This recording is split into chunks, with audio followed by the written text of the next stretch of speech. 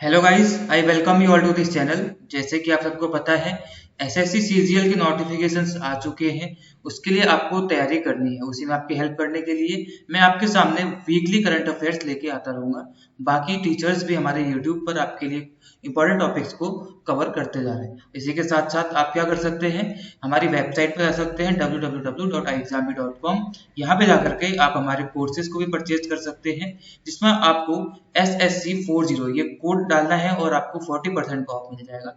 Actual price आपको पे नहीं करना है, ये कोड डालने के बाद जो प्राइस आपको दिखेगा आपको वो प्राइस पे करना है और एक बहुत ही अच्छा कोर्स आपको देखने के लिए वहाँ पे मिल जाएगा। इसी के साथ करंट अफेयर्स की शुरुआत करते हैं। जनवरी के फर्स्ट वीक से मैंने कुछ करंट अफेयर्स लिए हैं जो आपके लिए इंपॉर्टेंट साबित हो सकते हैं। तो बिना देरी किए हुए सीधे आगे बढ़ते हैं। सबसे पहले, doctor Alka Mittal has been appointed as which companies first women chairperson and MD. MD मतलब मैनेजिंग डायरेक्टर। तो डॉक्टर अलका मित्तल कौन सी कंपनी की पहली महिला एमडी और चेयरपर्सन नियुक्त हुई है? जिसका जो भी इसका आंसर है, उसका उस कंपनी की पहली बार कोई महिला चेयरपर्सन बनी है। तो इसका आंसर क्या है? ऑप्शन नंबर बी भी आपको देगा ONGC, oil and natural gas commission. इसका आंसर हो जाएगा ओएनजीसी। तो इसने अभी अपने चेयरपर्सन एमडी को नियुक्त किया है जो पहली बार एक महिला बनी है। तो ये ओएनजीसी के बारे में देख लेते हैं। ओएनजीसी मतलब oil and natural gas commission. 14 अगस्त 1956 इसकी स्थापना हुई थी। इस दिन इसका हेडक्वार्टर आपको न्यू दिल्ली में देखने के लिए मिल जाएगा। और इसके सीईओ कौन है? सीईओ का नाम पूछा जा सकता है। इनके सीईओ हैं सुभाष कुमार। ठीक है, SHUBAS सुभाष कुमार इनके सीईओ हैं। अगला क्वेश्चन देखते हैं। Which bank has enhanced its free IMPS transaction limit to Rs 5 lakh from earlier 2 lakh. तो इनमें से कौन सी बैंक है जिसने अपने IMPS ट्रांजैक्शन लिमिट को जो पहले की 2 लाख थी उससे बढ़ा करके 5 लाख कर दिया है? तो IMPS ट्रांजैक्शंस क्या होती है? इमीडिएट पेमेंट सर्विस बोलते हैं। इमीडिएट पेमेंट सर्विस मतलब IMPS ट्रांजैक्शंस ये क्या होती है? जैसे कोई भी बैंक है, आप इंटरनेट बैंकिंग यूज करते हैं, अन्य माध्यम से सब कुछ ट्रांजेक्शन करते हैं, तो उसका चार्ज आपसे लिया जाता है अगर आप 2 लाख को एक्सीड कर जाते हैं तो। आज तक ऐसा था कि अगर आप 2 लाख को एक्सीड कर जाते हैं तो आपको उसमें फिर चार्ज करता था, लेकिन अब इस बैंक ने जो भी इसका आंसर है उसने लिमिट लगा दी है कि 5 लाख तक आप पे कोई चार्ज नहीं पड़ेगा। अगर आप 5 लाख से ज़्यादा यूज करते हैं, एक्सीड कर जाते हैं इसको 5 लाख से ऊपर, तो आपको पेमेंट करना पड़ेगा। तो ये कौन है? SBI, state bank of India. इसने कर रखी है, अपनी ट्रांजेक्शन लिमिट को बढ़ा दिया है, 2 लाख से 5 लाख कर दिया। आगे बढ़ते हैं। Who has become the new chairman and CEO of railway board? बहुत इंपॉर्टेंट क्वेश्चन, एग्जाम में आने की संभावना पूरी है किसी ना किसी। तो कौन है जो रेलवे बोर्ड के चेयरमैन और CEO नियुक्त हुए हैं? वो है option number A Ashok Mittal, ये नहीं है। ऑप्शन नंबर बी पे है विनय कुमार त्रिपाठी, ये इसका आंसर हो जाएगा। विनय कुमार त्रिपाठी 1991 बैच के IAS अधिकारी हैं। इनको बनाया गया है रेलवे बोर्ड का नया CEO। बहुत इंपॉर्टेंट है, ये जरूर आप लोग देख लेना, किसी न किसी एग्जाम में पूछा जाएगा। अगला क्वेश्चन भी बहुत इंपॉर्टेंट है, ये भी काफी इंपॉर्टेंस रखता है अपने आप में। हु वॉन द साहित्य academy award 2021 in the English language category? एक तो दिसंबर के लास्ट वीक का था, लेकिन इंपॉर्टेंट है तो मैंने इसको ले लिया है। तो साहित्य academy award English language category के लिए किनको मिला है? नमिता गोखले इसका आंसर है। नमिता गोखले को मिला है। इन्होंने क्या, इनकी नोवेल थी things to leave behind. Things, ये भी पूछा जा सकता है किस चीज के लिए मिला है? थिंग्स टू लीव बिहाइंड, इसके लिए इन्हें मिला है क्या? साहित्य अकेडमी अवार्ड 2021। ठीक है, बहुत इंपॉर्टेंट है ये भी। ये दोनों क्वेश्चन जो आपको स्लाइड पे दिख रहे हैं ये बहुत इंपॉर्टेंट है, आप लोगों को इसको जरूर नोट कर लेना। आगे बढ़ते हैं। Abdullah Hamdok is the prime minister of which country?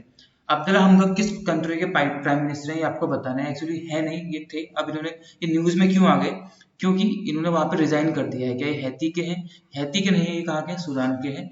Sudan के प्राइम मिनिस्टर हुआ करते थे अब्दुल्ला हमदौक, इन्होंने अभी रिजाइन कर दिया। यहाँ पे पॉलिटिकल उठापटक थी, उसके बाद इन्होंने वहां पे रिजाइन कर दिया। तो ऐसे क्वेश्चंस आप उम्मीद कर सकते हैं एग्जाम में पूछे जाने की, ये बहुत इंपॉर्टेंट है। हैती के भी थे प्राइम मिनिस्टर जिन्होंने, जिनकी हत्या कर दी गई थी पिछले साल, असैसिनेशन हो गया था, काफी एग्जाम में क्वेश्चन पूछा गया था। उसी तरीके से इंपॉर्टेंट अब्दुल्ला हमदौक भी है। ये क्वेश्चन भी पूछा जाता है किसने अभी हाल ही में रिजाइन किया हुआ है? तो सूडान के हैं अब्दुल्ला हमदौक, जरूर याद रखना इसको। चाड और नाइजर ये कहाँ की? अफ्रीकन कंट्रीज है, चाड, नाइजर, सूडान। ठीक है, उसके बाद आगे बढ़ते हैं।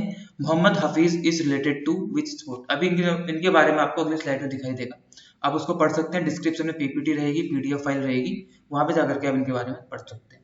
Mohammad Hafeez is related to which sport? Mohammad Hafeez अभी इन्होंने रिटायरमेंट ले लिया है, जिस स्पोर्ट से भी ये है, सारे इंटरनेशनल फॉर्मेट से रिटायरमेंट ले लिया है। तो ये क्या खेलते हैं?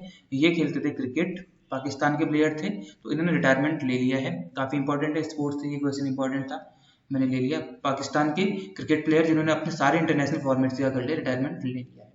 आगे बढ़ते हैं, ये वही है, vice Sudanese prime minister Abdullah Hamdok has resigned.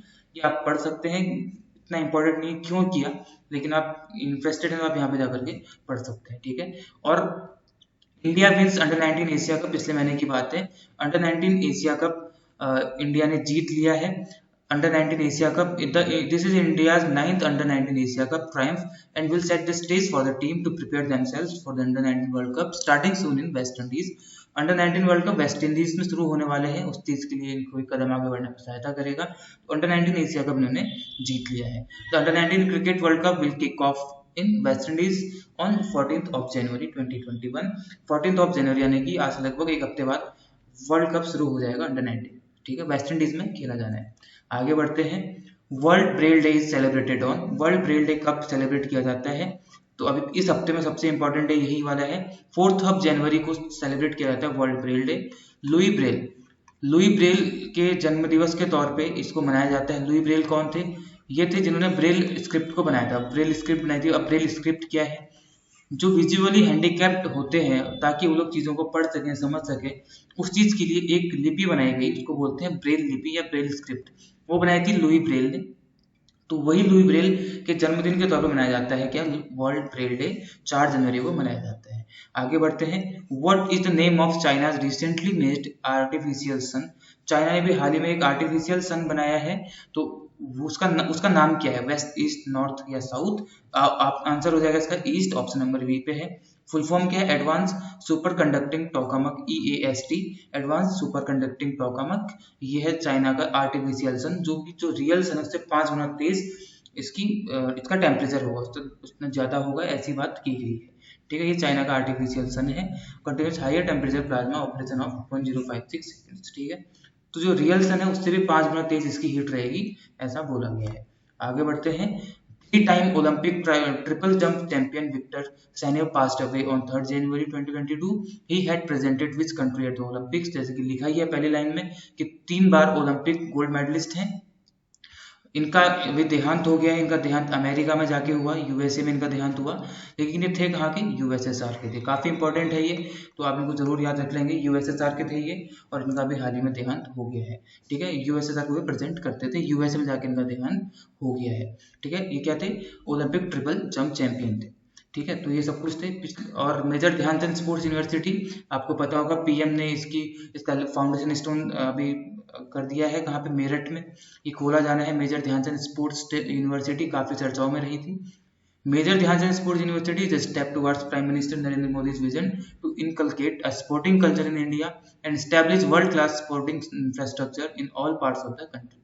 The Major Dhyan Chand Sports University will be equipped with modern and state-of-the-art sports infrastructure such as synthetic hockey ground, football ground, basketball, volleyball, handball, ये सारी चीज stadium में रहेंगी, इस university में रहेंगी, ये बात इसमें की जा रही है। काफी इंपॉर्टेंट है, कहाँ पे खुलने वाली है ये, मेरठ में, ठीक है। तो ये कुछ अपडेट्स थी इस हफ्ते की, जो बहुत इंपॉर्टेंट थी। अगले हफ्ते फिर से मिलूंगा कुछ और इंपॉर्टेंट अपडेट्स के साथ। बीच बीच में हम शॉर्ट्स बनाते रहते हैं, जहाँ पे आपको इंपॉर्टेंट अपडेट में देते रहता हूँ, ठीक है। तो वहां से भी आप लोग हमें फॉलो कर सकते हैं, यहाँ से भी फॉलो कर सकते हैं, और आगे भी हम लोग का फॉलो करते रह सकते हैं, ठीक है। और नीचे आपको दिख रहा होगा ये वेबसाइट है, यहाँ पे जाकर के आप हमारे मॉक टेस्ट को अटेम्प्ट कर सकते हैं, जो आपके लिए बिल्कुल फ्री ऑफ कॉस्ट है, जिसके लिए आपको कोई भी प्राइस वहाँ पे नहीं करना है। वहाँ पे जाकर के हमारे कोर्सेज को भी अवेल कर सकते हैं, चाहे आप कोई भी कोर्स अवेल करना चाहते हो, ठीक है। तो फिर मिलते हैं आपसे नेक्स्ट वीडियो में, फिर अगले करंट अफेयर्स के साथ। तब तक जय हिंद, जय भारत।